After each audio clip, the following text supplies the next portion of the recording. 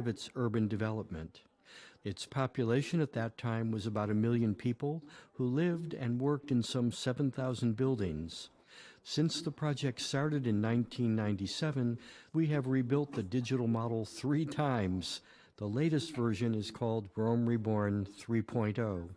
Rome Reborn VR uses version 3.0 of the digital model to make it possible for you to freely explore the ancient city and, if you wish, Oh man, to you're hear gonna tell me this every explanations time? about Alright, what cool. you are seeing. Rome Reborn I VR is a series of apps that present individual tours of the city, Alright. including, for example... Stop. Cool. So, I was over here. And I The had... Rome Reborn team has put a monumental water god in this part of the forum. Can I They forward have done it? so fully aware Well, that I don't not want to all listen to it scholars would all to agree get the with last 30 seconds. So a scroll bar would be nice too. Okay, well, let's look at the... Built by Julius Caesar. I thought it was pronounced Kaiser. And Augustus to replace an older building. The Curia Julia was the main meeting place of the Senate.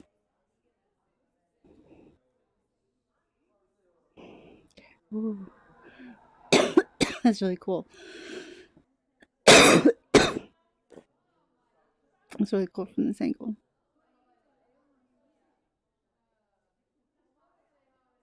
So this is what we're looking at. It was damaged by fire in AD 283. It was quickly restored. Tell me about it. We are standing in front of Rome's Senate House, known as the Curia Julia. From earliest times, this was Rome's political center, and the Senate was part of a complex that included the Commission, the place of public assembly. The original Curia was attributed by tradition to one of Rome's early What does kings, Curia mean? 500 years before Julius Caesar. Caesar's Curia, Really wish I could known see as like the an outline Curia of you. Julia, faced the old Roman Forum and also his new adjacent Forum of Caesar, which symbolized his supremacy in the state. Looks The like number of this is senators Sparta serving well. at any one time varied, but usually there were about 600. This building seems quite small compared to a modern parliament. It's only 82 feet by 57 feet in size. To become a senator, you had to be a citizen and be elected to a major office. In the Republic, the presiding officer was usually one of the consuls. Later, the emperor could also run the meetings. The Senate could only give advice, not pass laws. Perhaps Rome's greatest senator was Marcus Tullius Cicero, who lived at the end of the Republic. He said that, quote, "Senators should always attend meetings, for a full attendance adds dignity to the Senate's deliberations. They should always speak in turn when called upon. And finally, they should be brief and not run on indefinitely."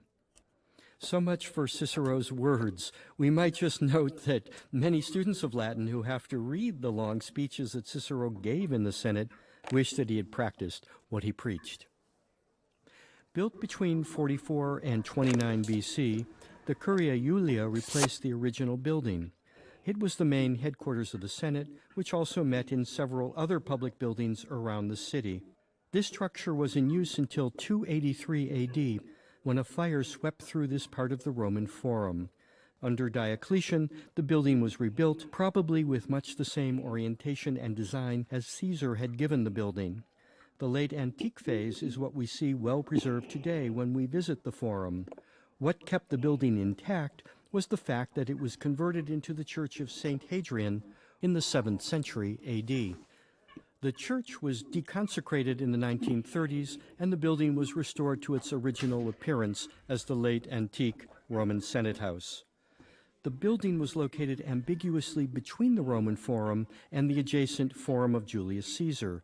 It consisted of a great hall whose ceiling stood at a height of about 100 feet. 3 large windows on the Forum facade, along with others on the other 3 sides of the structure, provided illumination. Undoubtedly, there were also candelabra inside the hall, giving additional light. The Forum facade is shown on a coin issued by Augustus when Caesar's building was first completed. The coin helps us to add some detail to the front of the structure. It had acroterial sculpture on the roof, including a statue of a winged Victory on the gable. Augustus also put an altar and statue of Victory inside the building. You can see these when you go inside the hall. The hall was entered from the Forum through a great bronze door. This door still exists, but in the 17th century it was removed and used in the Basilica of St. John Lateran in Rome. From the side facing the Forum of Julius Caesar, there were also two smaller doorways.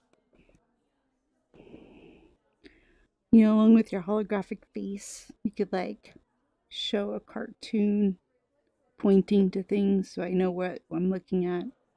But hold on, I need to get something.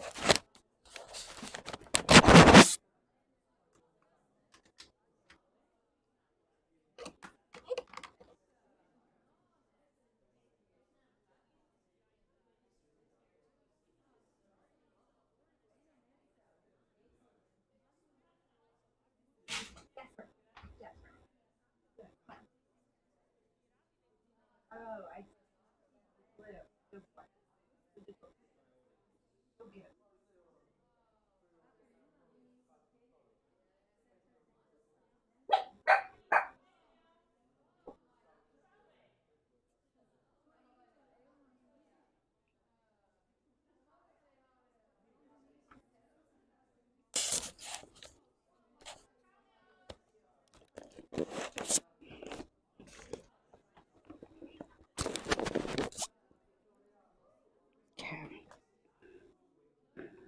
Now that I know that these are buttons, oh, I get to go in. Okay.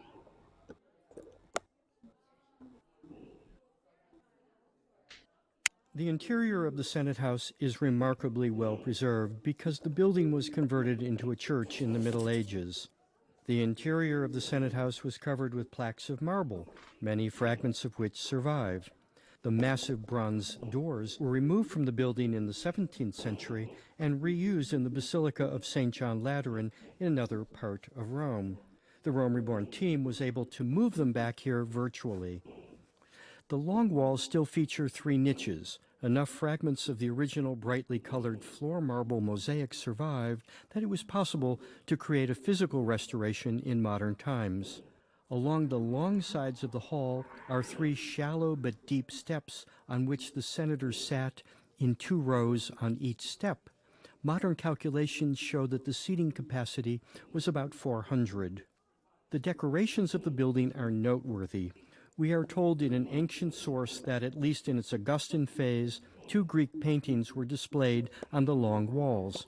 We do not know if these survived the fire of late antiquity, and in any case, we also do not know their exact design, so the Rome Reborn team has not included them in the digital restoration.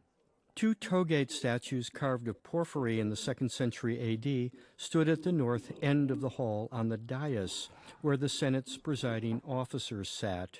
Fragments of them can still be seen when you visit the building today, and the Rome Reborn team has restored them as the emperors Trajan and Hadrian. We know that there was a famous statue and altar of Victory in the Senate House.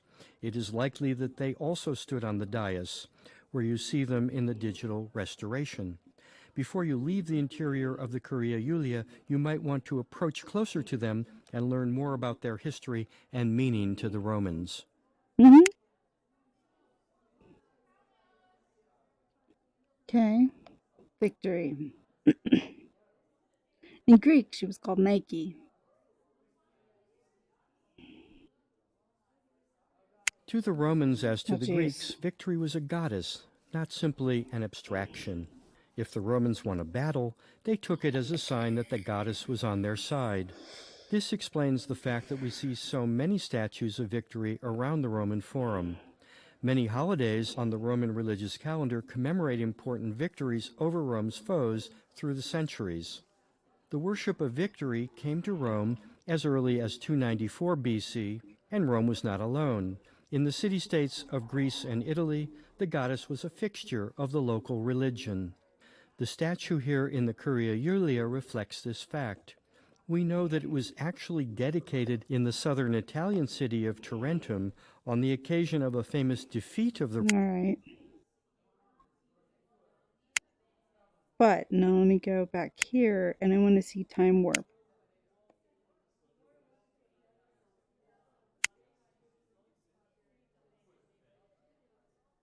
Oh man. Oh wow.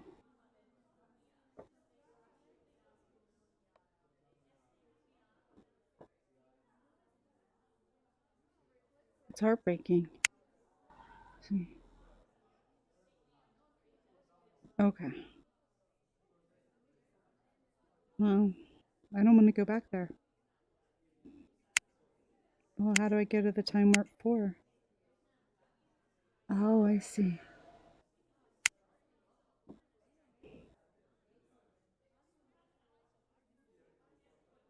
Hmm.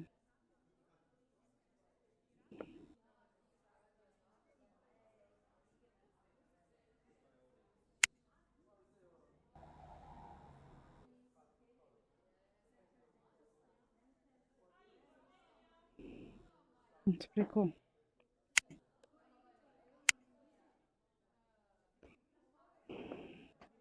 The Roman Forum was connected to the urban street grid by a number of roads, including the Argoletum entering on the north side, the Vicus Jugarius and the Vicus Tuscus entering on the south, and the Via Sacra running through the Forum in an east-west direction. We are standing here on the Argoletum. It ran from the Roman Forum up through the Forum of Nerva and through the adjacent section of the city known as the Suburra. We know from the ancient writer Martial that at least in his day, the late 1st century AD, there was a bookshop located on the Argoletum as it passed by the Forum of Julius Caesar, just a little bit up the road from where we are now positioned.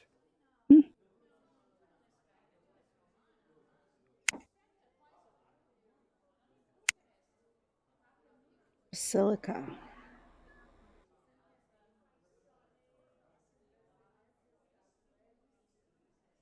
Where there were more shops and offices.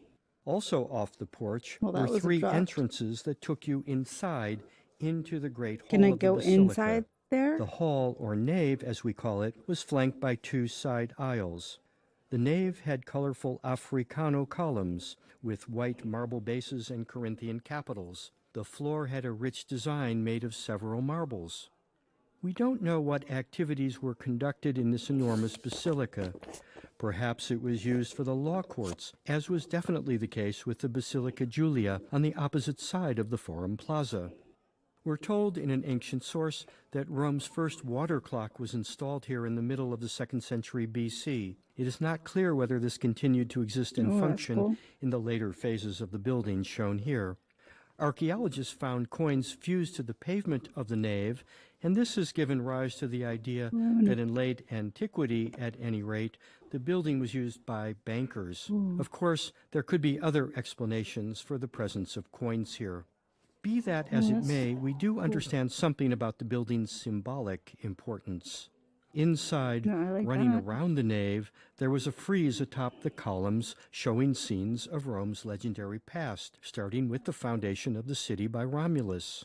Unfortunately, only a small portion of the frieze survives, and that is in fragments. The building has a long history going back to the early 2nd century BC. What we are seeing is its final phase as restored in 22 AD by Marcus Aemilius Lepidus, son of a consul and a relative of Rome's first emperor, Augustus. The elder Pliny considered it one of Rome's finest buildings. When you visit the Forum today, you see that the building has largely disappeared, and what is left, discovered by archaeologists in the early years of the 20th century, is in a very poor state of preservation. We know that the basilica was damaged by fire in the early 5th century AD, probably during the sack of Alaric in 410. In the Middle Ages, there was additional damage when a section of the building was occupied by houses. The facade of the basilica along the Argoletum continued to stand fairly well intact as late as the High Renaissance, when it was documented in drawings of some architects in the 1490s and early 1500s.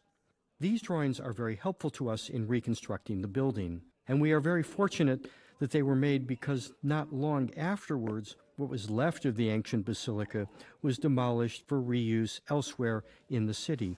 We know that much of the stone was recycled to help build the elegant palace now known as the Palazzo Torlonia near St. Peter's Basilica across the Tiber River.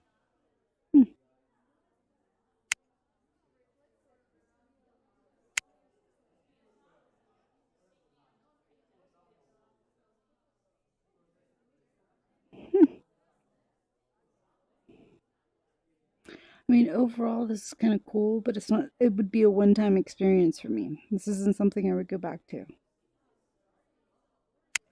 If you look at the entablature of the temple, you can see the original inscription recording the dedication of the building to the divine Faustina by order of the Senate. When the emperor himself died 20 years later, the temple was chosen to house his cult too. So above the original inscription, a second inscription was added on the frieze of the temple, dedicating it to the divine Antoninus as well. Well, notice who got the top billing and the bigger letters. No evidence about the interior survives, so the Rome Reborn team has not been able to reconstruct it. We know that there were colossal cult statues of Antoninus and Faustina inside the building. Ironically, it is thanks to Christianity that the Temple of Antoninus and Faustina is so well preserved, since it was converted into the Church of St. Lawrence in the Middle Ages. The original building went through many remodelings and reuses. What we see when we visit the Forum today represents the final Baroque phase of 1602 as modified by archaeological excavations in the 19th and 20th centuries. Through all these changes, the original shape and style of the building somehow managed to remain clear. The design of the original temple is what we call hexastyle prostyle, and that just means that it had 6 columns across the facade and a deep porch. The 55-foot tall columns of the porch are made of unfluted monoliths of Cipollino, a white and green marble from Euboea in Greece. This is a very commonly used marble in Roman imperial architecture. Atop the columns are the white marble capitals of the Corinthian order, as is typical of Roman temples in the imperial period. The flat, unadorned side and back walls of the temple and its podium were all made of a local dark gray stone called peperino, which we see when we visit the building in Rome today. But these walls were originally covered with white marble revetment blocks, as you see in our reconstruction. The white marble could still be seen as late as the 16th century. One bit of the original building that survives surprisingly well intact is the decorative frieze running around 3 sides of the building. It is made of a repeating scene showing 2 griffins facing a candelabrum flanked by shoots of the acanthus plant. This motif probably reflects a funerary symbolism, as is appropriate for this temple. In the case of our temple, as for so many other monuments around the Forum, ancient coins illustrate it and are very helpful in reconstructing the structure. The coins show that, like most Greek and Roman temples, the temple of Antoninus and Faustina was decorated with pedimental and acroterial sculpture, including, at the very top, a triumphal chariot. On pedestals to the sides of the front staircase, they also show a nude male figure on one side and a draped female figure on the other. We are not certain whom they represent, and the Rome Reborn team has therefore put 2 generic statues of a male and female god into these positions. Okay. As emperor. He brings the empire 23 years of peace and prosperity. But I'll come back to that in a second. There's a price for that peace and prosperity. He's married to a very wealthy woman named Faustina, a very enlightened woman, and who creates a charity to help young girls. Why is he known as pious? Well, pious means not just pious in Latin, but it also means somebody who is loyal to his parent. And he is loyal to his adopted father, Hadrian. After Hadrian dies, and the Senate, mindful of the fact that they saw Hadrian as a tyrant, a man who had killed senators without a trial in order to maintain his power, the Senate wants to use the one power they have left to make a statement. They don't want to deify Hadrian. It's Antoninus who pressures, sweet talks, persuades, cajoles the senators into finally doing the right thing as he sees it and to deifying Hadrian. That's why he goes down in history as Antoninus Pius. Now, Antoninus, as emperor, even though he brings Rome a period of peace, he also brings Rome a period of neglect of the military. His successor, Marcus, has virtually no military experience. It was Antoninus's job to give Marcus military experience, but he gives him almost none. Antoninus himself doesn't even leave Italy while he is emperor. And so when Marcus comes to the throne, he is unprepared for the enormous military challenges that he's going to face. That's another story. For now, let's just note that Marcus does make sure that Antoninus and Faustina are deified after their deaths and that a temple is built to them. It's partly a gesture of respect to his adoptive parents, but it's also an insurance card for himself. It's a way of saying to the Romans that he, Marcus Aurelius, is legitimate as emperor, and the proof is that his predecessor became a god.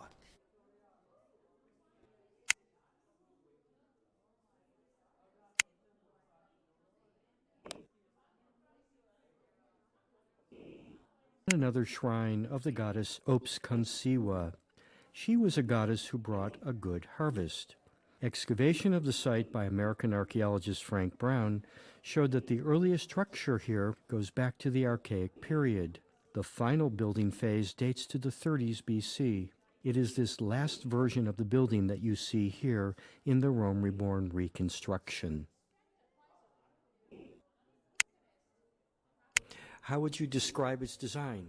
Well, its design, is very simply put, is that of an archaic house. 3 small rooms and a courtyard. And architecturally, this form is something that one does encounter in Italy, north of Rome, at a number of sites, south of Rome as well. All of them basically of this type. Mm-hmm. It's like a temple of Julius Caesar. Where are you? Right here. Oh my. We're now standing where we can get a good view of the temple that housed the cult of the divine Julius Caesar. It was built on the site where the crowd attending his funeral burnt his corpse after the rousing funeral oration of Mark Antony. The temple was vowed in 42 BC and completed in 29. Today, only large fragments of the high podium survive. The superstructure has largely vanished, and it was hexastyle and prostyle. That is technical language meaning simply that it had 6 columns and a deep front porch. The Augustan architect Vitruvius adds another technical term to the description. It was pugnastyle, according to Vitruvius. Well, that just means that the 6 columns were set relatively close to each other, as well they might be. The site at the eastern end of the Forum Plaza is narrow, so room here was at a premium. In compensation, the site was very prestigious and quite appropriate as a place to honor Caesar. The temple stands just west of the intersection where the Sacred Way divides into 2 branches as it passes through the Roman Forum. On its backside, the building practically abuts the Regia, which was the headquarters of the Pontifex Maximus, or chief priest, of the Roman state religion. That was an office that Julius Caesar held for much of his adult life. Scholars debate whether the temple was in the... That's too much for me. The Roman government would be. He expressed his contempt for the Republic. He was a little too open about his high opinion of himself. And he had himself appointed dictator, first for short periods, then for 10 years, and then for the utterly extraordinary and unprecedented term of dictator in perpetuity. And this was far too much for the Roman nobility, even for some of the Roman people, and indeed for some of his own supporters, who turned on him, formed a conspiracy of over 60 men, and famously stabbed Caesar to death on the Ides of March, the 15th of March, 44 BC, thereby ending one of the greatest careers in Roman history. Mm-hmm. All right.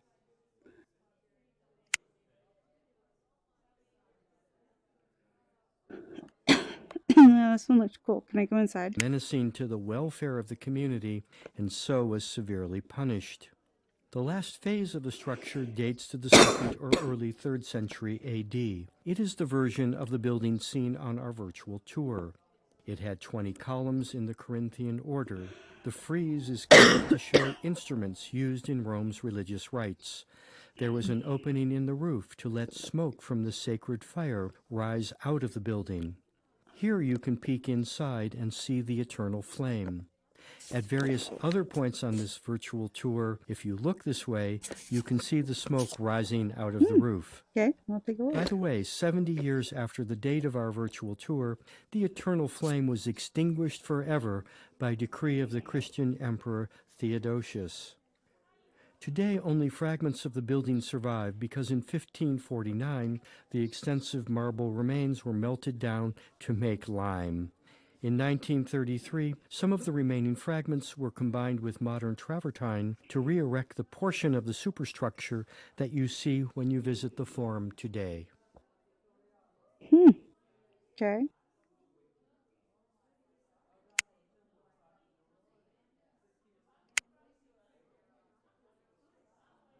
Parthia, as were the army's symbolically important gold standards topped by eagles. To at least some of his contemporaries, Crassus's defeat was inevitable and indeed well-deserved. According to Cicero, the war was unjust since the Parthians had not violated their peace treaty with the Romans. And when Crassus's army departed, it was even put under a formal religious curse by a Roman magistrate. Of course, other Romans disagreed, and in any case, a military defeat was considered a source of embarrassment and shame. So in the following decades, various leaders planned military campaigns to gain vengeance. For example, Julius Caesar was on the verge of organizing an attack when he was assassinated in 44 BC. 10 years later, Mark Antony led an army out against the Parthians, but his campaign ended in defeat. Finally, in the 20s BC, Okay.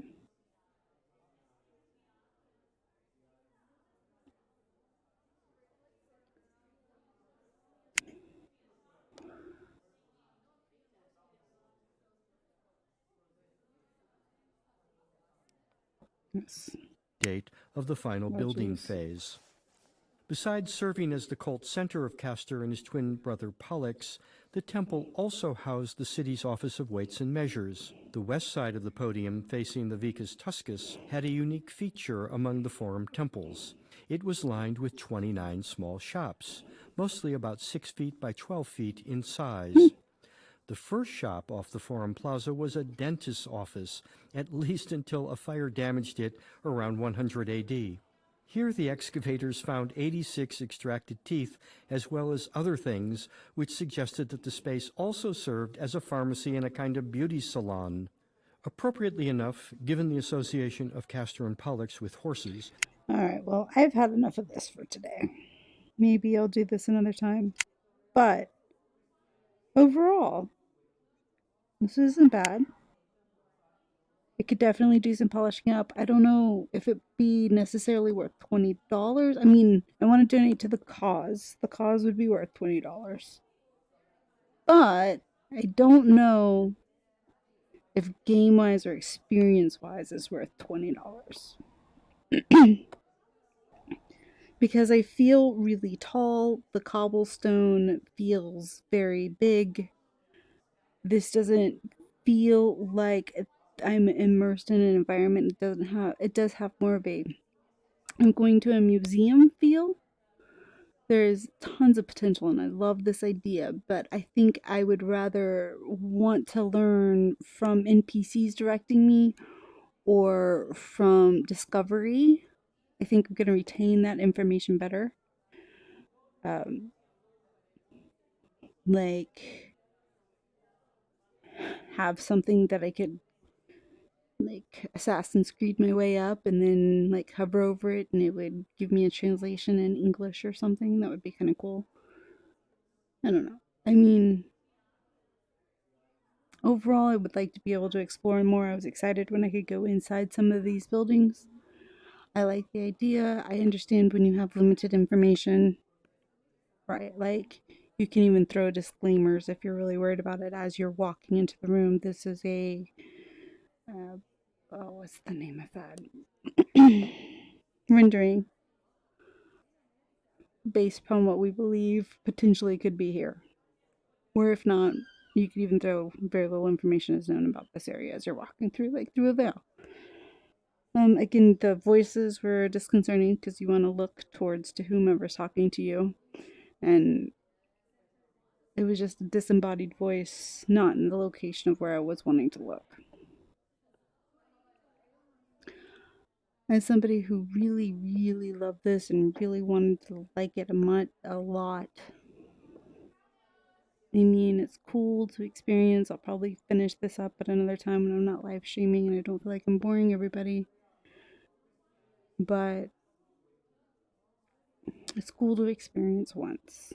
But I don't know if I would recommend it to somebody at $20.